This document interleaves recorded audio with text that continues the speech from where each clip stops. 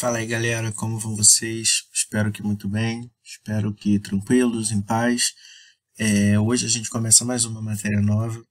A gente vai falar basicamente da estrutura fundiária do Brasil, ou seja, as formas como se organiza a estrutura de terras aqui, o processo de formação histórico, né, como se deu isso ao longo do tempo. Então a gente vai estar analisando tudo isso aí a partir de agora, beleza? Então, historicamente falando, a gente pode dizer aí que o Brasil já nasceu com um problema de concentração de terras. Por quê? A gente começou logo de cara com as capitanias hereditárias. As capitanias hereditárias eram territórios enormes, né, que passaram a pertencer a um determinado grupo de pessoas e que, além de tudo, eram hereditários, ou seja, só poderiam passar de pais para filhos, né? A ideia aí das capitanias hereditárias era garantir a posse do território, a ocupação do território propriamente dito, já que outros colonizadores, né, já estavam de olho aqui nessas terras também ocupadas por Portugal, e também de produzir cana-de-açúcar, né? A cana-de-açúcar no litoral do Brasil, principalmente no Nordeste, ela é uma herança desse período, né? É uma herança do período colonial que existe até hoje. Então, existem aí também as sesmarias, que tinham o tamanho definido pela capacidade de produzir. O que era a capacidade de produzir? Era a quantidade de escravos. Então, se você tinha mais escravos, você tinha mais capacidade de produzir, né? Essa estrutura das sesmarias, ela dura até 1820. E a partir de 1820 a situação fica solta até 1850. Em 1850, ou seja, depois de 30 anos aí sem uma definição em relação às terras, surge em 1850 a Lei de Terras, que dizia que a terra, você só poderia ter acesso à terra se você tivesse grana para comprar ou se você fosse herdeiro. Isso tinha um objetivo muito claro, que era restringir o acesso à terra às elites. Por quê? A gente está falando aqui em 1850. A abolição aqui no Brasil foi em 1888. Em 1850 já se falava muito em abolição. Então a Lei de Terras ela tinha como objetivo também impedir que negros abolidos tivessem acesso à terra. Então existia aí de fato essa ideia, esse projeto de restringir o acesso à terra às elites, né? E isso se deu por meio da Lei de Terras. Paralelamente a isso, nos Estados Unidos acontecia uma distribuição de terras, onde as terras eram vendidas pelo valor simbólico de $1. Né? Então, olha que loucura.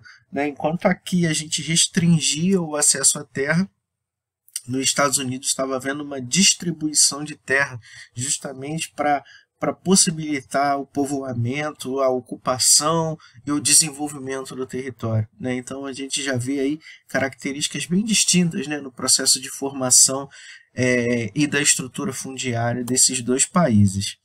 Em 1850, rola a Lei Eusébio de Queiroz.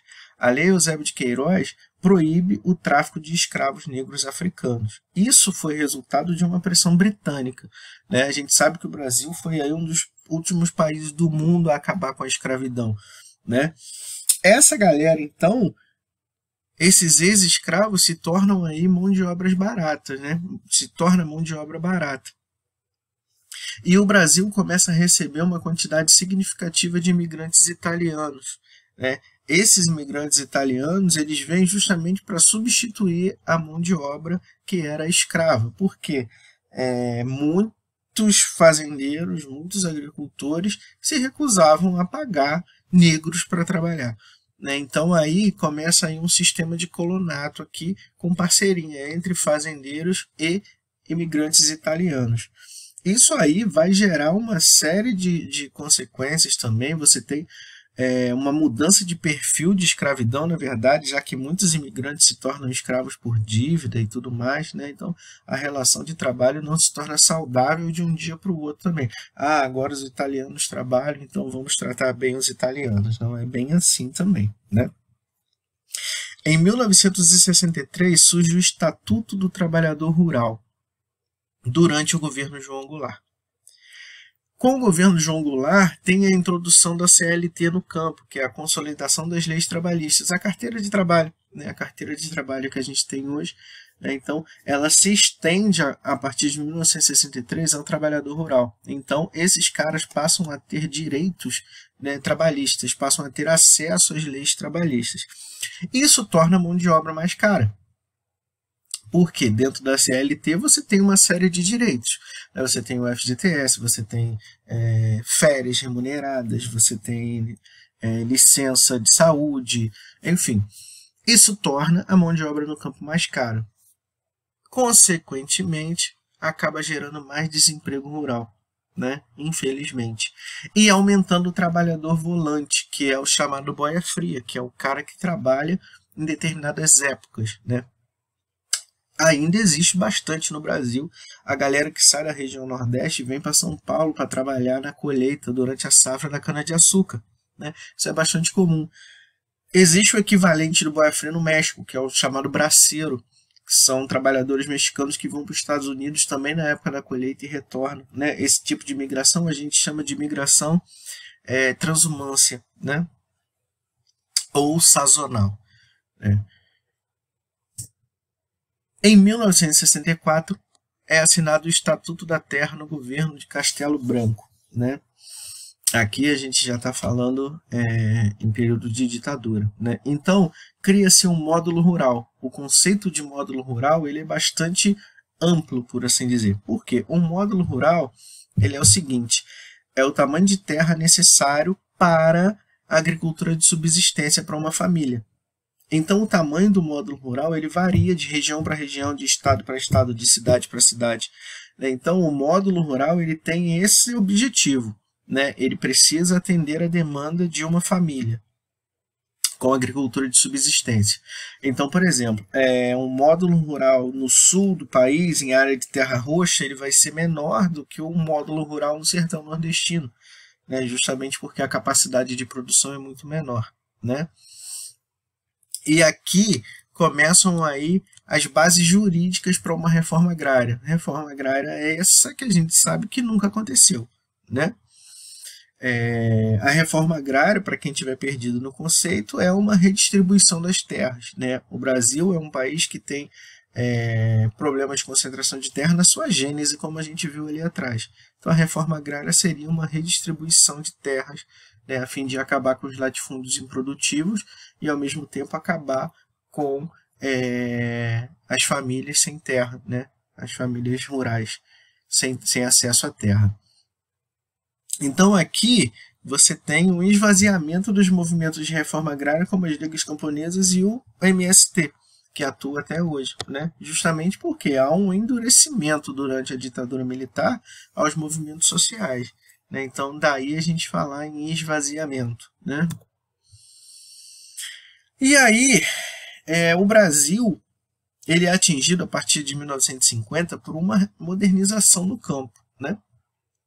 Essa modernização que é a Revolução Verde, que vai chegar aqui no Brasil nos anos 60 e 70. No mundo, ela começa em 1950. A gente pode dizer tranquilamente que se trata de uma modernização conservadora. Por quê? Ela gera uma mudança agrícola, mas não agrária. O que isso quer dizer? Ela gera uma mudança na tecnologia da produção, ela gera uma mudança no que se produz, ela gera uma mudança porque cria acesso à tecnologia, a sistemas de irrigação, a fertilizantes e tudo mais, a maquinário, mas a estrutura agrária não muda. Ou seja, o problema da concentração de terra não muda, até porque essa era a proposta da Revolução Verde. Né? Era aumentar a produtividade sem falar em reforma agrária, sem falar em redistribuição. Né? E aí o que acontece? A modernização do campo ela vai gerar um êxodo rural mais intenso, né? O desemprego no campo mais intenso. Então, quando você moderniza, obviamente, você vai gerar esse desemprego no campo e essa galera vai migrar para a cidade. Essa modernização é parcial porque atinge só as duas principais regiões do Brasil, que é Sul e Sudeste. Por isso, mais uma vez, a gente lembra daquele conceito de Milton Santos de região concentrada. Essa Revolução Verde ela vai aumentar a concentração de terras, porque o pequeno produtor não tem condição de competir com um cara que tem grana para comprar adubo, para comprar fertilizante, para comprar máquina. Então esse cara abandona a terra, né? E a perda da autonomia do setor agrícola frente ao setor industrial, porque passa a haver uma dependência muito significativa, né? Já que agora você precisa de todo um maquinário, você precisa de fabricação de insumo agrícola. Então, esses dois setores eles passam a ser mais interdependentes, né? E aí surgem os complexos agroindustriais. Os complexos agroindustriais, ou simplesmente CAIs, né, são aquelas estruturas que dominam todas as etapas da produção, né? Então a gente tem aí característica dos três setores da economia dentro da atividade agrícola, né? Então, por exemplo, no setor primário você tem a questão da matéria-prima, do alimento. No secundário, máquinas, insumos, beneficiamento, processamento. No terciário, transporte, crédito, distribuição e comércio varejista. Então, esses três setores unidos aí formam o que a gente chama de complexo agroindustrial, né? Que são todas as cadeias, toda a estrutura produtiva, toda a cadeia produtiva sendo comandada por esses complexos. Beleza? Aqui temos um conceito bastante importante, que é o conceito dos mercados oligopsônicos. Esses mercados representam uma integração por meio de contrato entre grandes empresas e pequenas propriedades. Um exemplo que a gente tem é a Friboi. De maneira geral, a Friboi não cria gado, tá? A Friboi ela compra o gado dos pequenos produtores ali ao redor da empresa, ao redor da indústria, né? Isso aí gera vantagens tanto para o grande quanto para o pequeno produtor. O pequeno produtor, porque ele não quebra, ele continua vendendo, né? E a vantagem para o grande produtor, no caso da Friboi, é a isenção de risco de produção. O cara, ele vende, né, o produto dele antes dele ter aquele produto, por exemplo. Então, por exemplo, a Friboi vai comprar, sei lá, vamos chutar 200 cabeças de gado. Então o cara tem um tempo ali para produzir aquilo ali que já está comprado por meio de contrato, né? Então essa é a relação dos mercados oligopsônicos, né? Então o grande produtor, o grande empresário, né, a grande empresa, ela não tem risco de perder a produção porque existe um contrato terceirizado, né, com as pequenas propriedades ao redor. Então, essa aí é uma característica desse tipo de mercado, ok? E aí temos a expansão da fronteira agrícola no Brasil. Essa expansão da fronteira agrícola, ela se dá num momento de governo militar, cujo lema era levar os homens sem terra para as terras sem homens. Então, o objetivo aí era expandir o povoamento do território brasileiro, né, diminuindo a concentração do litoral e expandindo essa ocupação para o interior do território. Na região sul do Brasil, essa ocupação foi um pouco diferenciada do restante do país. Por quê? O que acontece? Houve aqui uma ocupação estratégica. O governo brasileiro tinha o interesse de garantir a posse sobre aquele território, já que as fronteiras do sul do Brasil ainda não estavam muito bem definidas. E a melhor forma de você proteger um território é ocupando, é botando gente naquele lugar, né? Então o governo brasileiro começou a estimular a vinda de imigrantes para ocupar o sul do Brasil.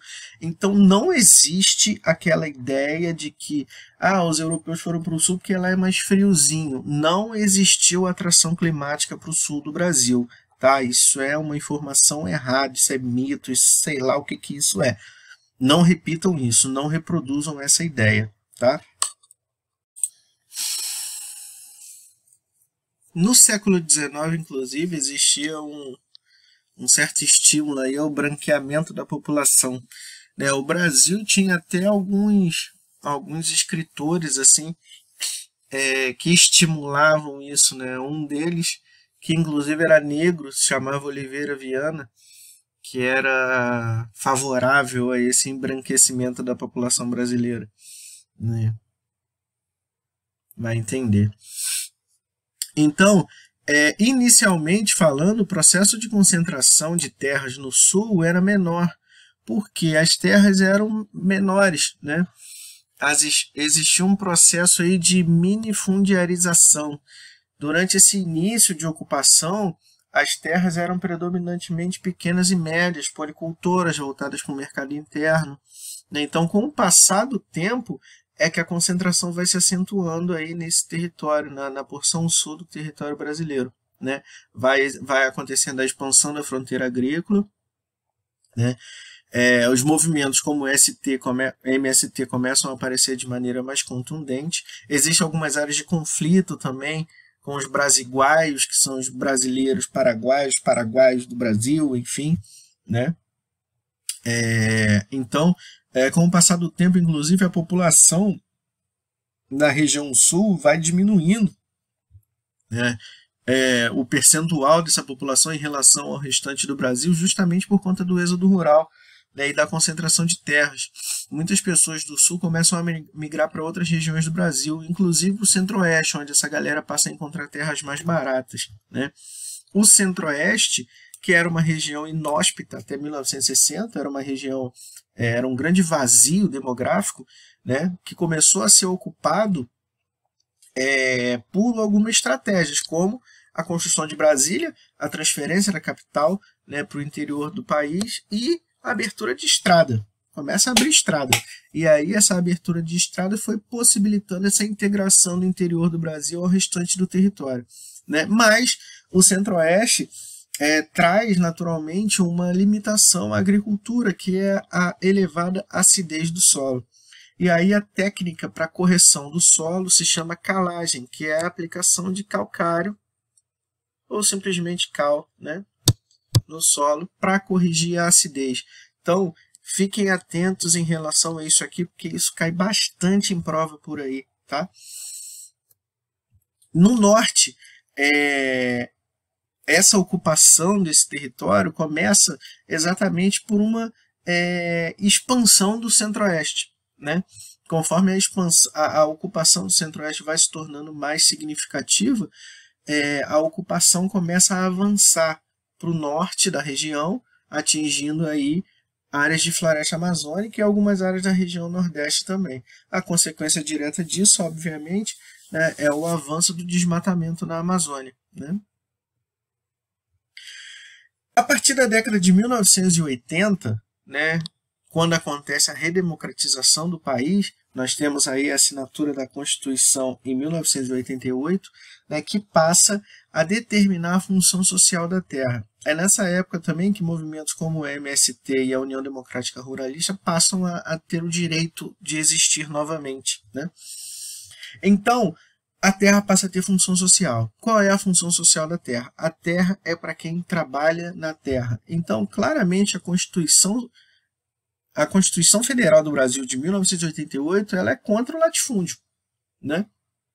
Mas como é que se aplica isso? Como é que se coloca isso na prática? A gente sabe muito bem que não há um interesse político em combater a concentração de terras. A gente sabe que no Congresso existe a tal da bancada ruralista, que está ali justamente para fazer valer os interesses dos grandes latifundiários, dos grandes pecuaristas, enfim, né? Então, o Brasil pouco avança nessa questão da reforma agrária, mesmo sendo uma questão constitucional, né? O Brasil vai priorizando aí a política de assentamentos e não de reforma agrária. Ou seja, existem as ocupações das terras, né? Mas não há uma transferência de posse, por assim dizer, né? Embora esses movimentos ocupem determinadas terras, a documentação de posse propriamente dita, ela acaba não acontecendo, ela acaba demorando muito, né? Então, por isso que a gente fala em política de assentamento e não de reforma agrária propriamente dita. Não há uma redistribuição de terras, né? Essa é a grande questão aí. Você tem assentamentos, você tem áreas ocupadas, mas você não tem uma redistribuição, né? O governo vai promovendo isso de acordo com a ocupação das terras. É por isso que o principal instrumento de movimentos como o MST é ocupar a terra, porque é só a partir da ocupação da terra que há um movimento do governo em regularizar essa ocupação. Então, por isso que a gente fala na política de assentamentos e não em política de reforma agrária, ok?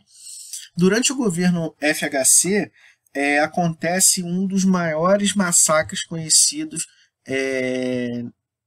gerados por conflitos de luta pela terra no Brasil, acontecendo em Eldorado dos Carajás, no Pará, onde 19 sem-terras foram mortos, mais de 60 feridos, né?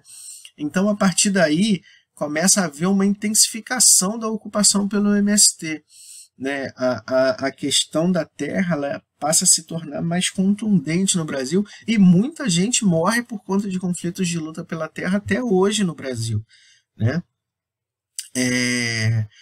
Nesse governo do FHC surge uma medida provisória que diz que as propriedades ocupadas não seriam desapropriadas nos 2 anos seguintes. Essa era uma forma que o governo encontrou de diminuir as ocupações. Ou seja, uma vez que determinada terra fosse ocupada, o governo não daria ao dono da terra uma reintegração de posse por 2 anos. Então, aquele assentamento seria mantido ali por pelo menos 2 anos. É claro que isso é uma forma de tapar o sol com a peneira, né? Você não está resolvendo o problema. Só que o governo FHC, por incrível que pareça, apesar desse panorama, foi o governo que na história mais distribuiu terras. E aí a gente fala aqui em política quantitativa e não qualitativa de novos assentamentos. Por quê? Quando há uma política de distribuição de terras, quando há uma política de criação de assentamentos, não é simplesmente você pegar um pedaço de terra e entregar para o pobre. Não é você pegar um pedaço de terra e entregar para o sem terra. Ele precisa de estrutura, ele precisa de crédito, ele precisa de moradia, ele precisa de condições para fazer daquele pedaço de terra uma área de subsistência. Você não planta uma coisa hoje, colhe amanhã e come no mesmo dia. Não, isso leva tempo, né? Então, uma das marcas dessa política quantitativa de distribuição de terra foi exatamente a distribuição de terras, literalmente falando. Então, muitas dessas pessoas que foram beneficiadas por esse programa de distribuição de terras do governo FHC abandonaram as terras, porque não tinham condições de permanecer nessa terra. Não é porque o cara é vagabundo, não é porque o cara não quis trabalhar, é porque ele não tinha o que fazer naquele pedaço de terra isolado no meio do nada, sem estrutura. Pelo amor de Deus, né? Como é que o cara vai se virar naquilo ali? Depois veio, nos governos Lula e Dilma, uma manutenção desses assentamentos em terras do Estado, que são chamadas terras devolutas, terras sem uso, né, ao invés da desapropriação de latifúndios. Inclusive, o governo FHC teve uma distribuição de terras tão significativa que, em muitos casos, os governos seguintes tiveram que comprar terras para promover assentamentos. Isso é uma coisa assim, caraca, que loucura. Sim, isso chegou a acontecer. Durante esses governos foi criado aí o segundo Plano Nacional de Reforma Agrária, que também avançou pouquíssimo. A gente sabe que nunca no Brasil foi instaurado um programa de reforma agrária e que o Brasil vivia no dilema das questões ecológicas versus as questões agrárias. Expandir a fronteira agrícola ou não? Se expandir a fronteira agrícola, necessariamente você tem que destruir áreas de vegetação natural. E aí, o que prevalece, qual interesse é mais importante, por assim dizer, Mas o ponto positivo é que o governo Lula e Dilma teve aí um incentivo significativo à agricultura familiar, Então a agricultura familiar teve mais acesso a programas do governo, a linhas de crédito, muito embora isso ainda seja insuficientíssimo, tá? Ainda hoje, quem tem condição de ter acesso à linha de crédito são os grandes produtores, não são os pequenos produtores. Só que esse abismo diminuiu um pouquinho durante os governos de Lula e Dilma, ok? Galera, era isso que a gente tinha para ver para hoje sobre a estrutura fundiária brasileira. Espero que tenha sido claro, espero que tenha sido proveitoso. Qualquer coisa é só me procurar que eu estou à disposição para ajudar vocês, ok? Grande beijo no coração e até logo.